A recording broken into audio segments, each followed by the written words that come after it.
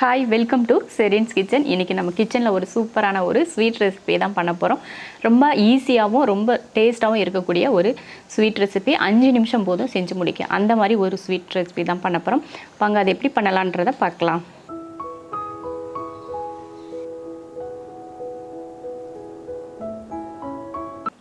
முதல்ல பாகு காய்ச்சிக்கலாம். 1/2 கிலோ சர்க்கரை, இந்த கப்பில் 3/4 கப் சர்க்கரை சேர்த்துருக்கேன்.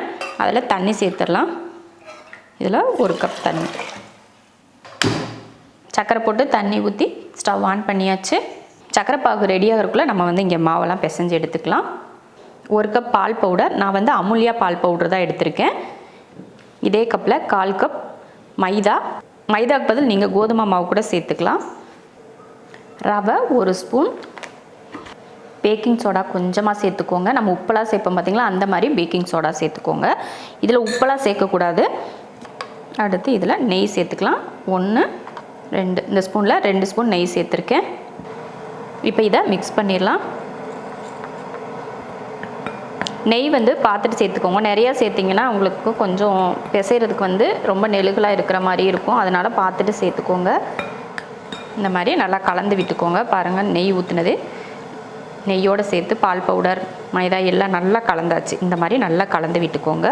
இப்போ நம்ம உருண்டை பிடிக்கணும் இல்லையா, அதனால் கொஞ்சம் பால் ஊற்றி பிசைஞ்சுக்கோங்க. பால் அளவுக்கு அதிகமாக ஊற்ற வேணாம், கம்மியாக. நம்ம எப்பயுமே குலாப் ஜாமுனுக்கெல்லாம் பார்த்திங்கன்னா மாவு பிசையும் பார்த்திங்களா, அந்த மாதிரி பால் ஊற்றிக்கோங்க.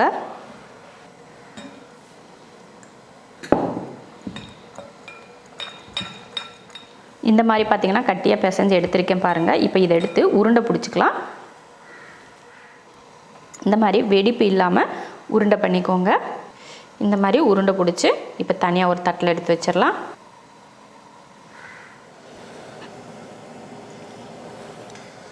சர்க்கரை பாவுக்கு நல்லா கம்பி பதத்துக்கெலாம் வர தேவையில்லை. ஏன்னா நம்ம இன்ஸ்டண்ட்டாக தான் பண்ண போகிறோம். அதனால் ஊறுறதுக்காக கம்பி பதம்லாம் வரணுன்றதெல்லாம் கிடையாது. இந்த அளவுக்கு நம்ம காய்ச்சிக்கிட்டாலே போதும். இதில் ஏலக்காய் தூள் சேர்த்துக்கலாம். ஒரு 3 ஏலக்காயை தட்டி இதில் மாதிரி சேர்த்துக்கோங்க. அடுத்து கொஞ்சம் லெமன், ஒரு 10 சொட்டு லெமன் இருக்கிற மாதிரி நல்லா புழிஞ்சு விட்டுக்கோங்க.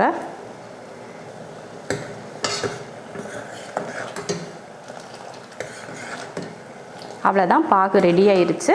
இப்போ இதை இறக்கி வச்சிடலாம். இதில் கம்பி பதம்லாம் நம்ம எடுத்துக்க தேவையில்லை. கம்பி பதம் இல்லாமல் தான் நம்ம செஞ்சுருக்கோம். இப்போ இறக்கி வச்சிடலாம்.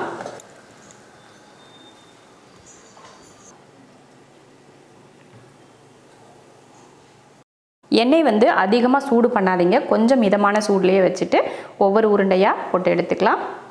ரொம்ப ஹை ஃப்ளேமில் நீங்கள் தீயும் அதே போல் நிறைய வச்சு எண்ணெய் ரொம்ப காஞ்சி இருந்துச்சுன்னா சீக்கிரமாக மேலே இருக்கிறது கருகி போயிடும். அதனால் மிதமான சூட்டில் வச்சுட்டு அடுப்பை சிம்மில் வச்சுக்கோங்க. நல்லா மொறுமொறுப்பாக இந்த மாதிரி சிம்மில் வச்சு வேக வச்சிங்கன்னா உங்களுக்கு நல்லா வேகும். அந்த டைமில் நீங்கள் எடுத்துக்கலாம். இந்த மாதிரி நல்லா கலர் மாதிரி வர வரைக்கும் வேக வச்சு எடுத்துக்கோங்க. பொறுமையாக தீ கம்மியாக வச்சு வேக வச்சுக்கோங்க. இப்போ எடுத்து உடனே இதை சர்க்கரை பாகில் சேர்த்துடலாம். எடுத்ததுமே சூடாகவே நீங்கள் சர்க்கரை பாகில் சேர்த்துக்கோங்க. எடுக்க அப்பப்போ அப்படி சர்க்கரை பாகில் சேர்த்துட்டிங்கன்னா உங்களுக்கு நல்லா ஊறிடும். ஏன்னா நம்ம பாகு கம்பி பதம் காய்ச்சலை பார்த்திங்களா, அதனால் இந்த மாதிரி கம்பி பதம் இல்லாமல் நீங்கள் சேர்த்திங்கன்னா சீக்கிரமாக ஊறிடும். அதுக்காக தான் நான் கம்பி பதம் இல்லாமல் காய்ச்சி எடுத்திருக்கேன். பாருங்கள் எவ்வளோ சாஃப்டாக அப்படி அமுத்துது பாருங்கள். உடனே ஊறிடும். இந்த மாதிரி நம்ம சர்க்கரை பாகில் கம்பி பதம் இல்லாமல் நம்ம காய்ச்சினோம்னா சீக்கிரமாக ஊறிடும். அதுக்காக தான் நான் கம்பி பதம் இல்லாமல் காய்ச்சினேன். ஏன்னா உடனே நம்ம சாப்பிடணும் இல்லையா, அதுக்காக.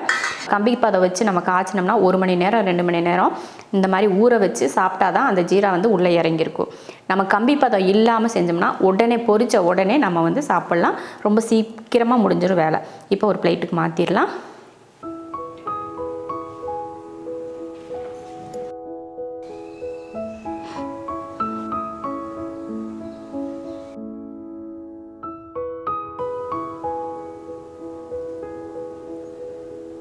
இப்போ சூப்பராக நான் சாஃப்டாக ஒரு ஸ்வீட் ரெடி ஆயிடுச்சு. ரொம்ப இன்ஸ்டண்ட்டாக இது செய்கிறதுக்கு எவ்வளோ, கிட்டத்தட்ட ஒரு 5 நிமிஷம் கூட அதிகம்தான்.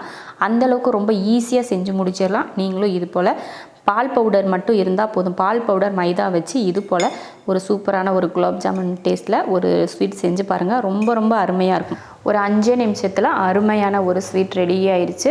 நீங்கள் எப்போயுமே பார்த்தீங்கன்னா குலாப் ஜாமுன் செய்கிறதுக்கு இன்ஸ்டன்ட் மிக்ஸ் தான் வாங்கி செஞ்சிட்ருப்பீங்க. ஆனால் நம்ம வந்து பால் பவுடரையும் கொஞ்சம் மைதா இல்லைன்னா கோதுமை மாவு போட்டுட்டு இந்த மாதிரி ஒரு சூப்பரான ஒரு ஸ்வீட் செஞ்சிட்டோம்னா ரொம்ப அருமையாக இருக்கும்.